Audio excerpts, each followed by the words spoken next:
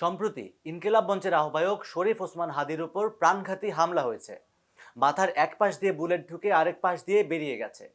এই মুহূর্তে তিনি মৃত্যুর সঙ্গে পাঞ্জা লড়ছেন সিঙ্গাপুরের একটি হাসপাতালে। এই ভিডিওতে আমরা জানার চেষ্টা করব এই বুলেটটি কেন ওসমান হাদির মাথাতেই লাগলো, নির্বাচন ঘনিয়ে আসলেই কেন বিরোধী মতের উপর শুরু হয় এই ধরনের নির্মম এবং নৃশংস হত্যাযজ্ঞ।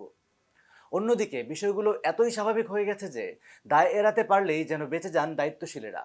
সম্প্রতি ইলেকশন কমিশনার এক বিবৃতিতে বলেন, ইলেকশন হবে ইনশাল্লাহ, সবাইকে সাথে নিয়েই হবে, সবার সহযোগিতা নিয়েই হবে। এ ব্যাপারে কোনো শঙ্কা নেই, যাই আসুক না কেন। একটু মাঝে মধ্যে দুই একটা খুন খারাপি হয়, এই যে হাদির একটা ঘটনা হয়েছে, আমরা এগুলো বিচ্ছিন্ন ঘটনা বলে মনে করি। কিন্তু আসলে কি এটি বিচ্ছিন্ন কোনো ঘটনা? কি বলছে অপরাধ বিজ্ঞান?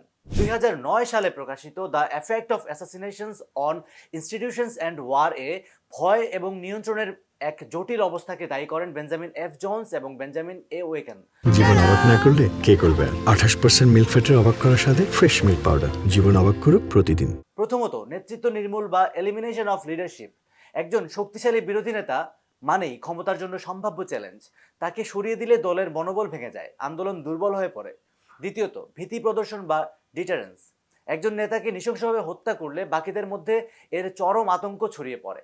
মেকিয়াভেলি বলেছিলেন, মৃত প্রতিপক্ষ পরাজিত প্রতিপক্ষের চেয়েও নিরাপদ।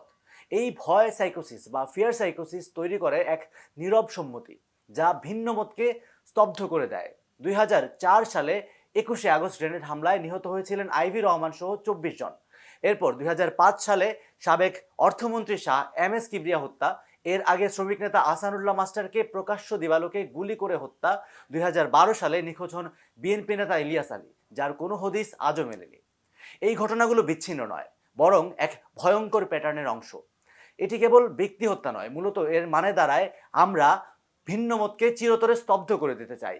কিন্তু কারা এই হামলার নেপথ্যে? অনেক সময় দেখা যায় এসব হামলার পেছনে সরাসরি কোনো রাজনৈতিক দলের নাম আসে না, আসে কোট আনকোট দুর্বৃত্তদের নাম। কিন্তু এর পেছনে থাকে ক্ষমতার অদৃশ্য হাত বা শ্যাডো অ্যাক্টরস। উদ্দেশ্য একটাই, প্রতিপক্ষকে মাঠ থেকে সরিয়ে দেয়া, যাতে ক্ষমতার পথ নিষ্কণ্টক থাকে। গণতন্ত্র মানে তো ভিন্নমতের সহাবস্থান, আলোচনার মাধ্যমে সমাধানের পথ খোঁজা। কিন্তু আমাদের দেশে নির্বাচনের আগে কেন বারবার এমন পথ বেছে নেওয়া হয়?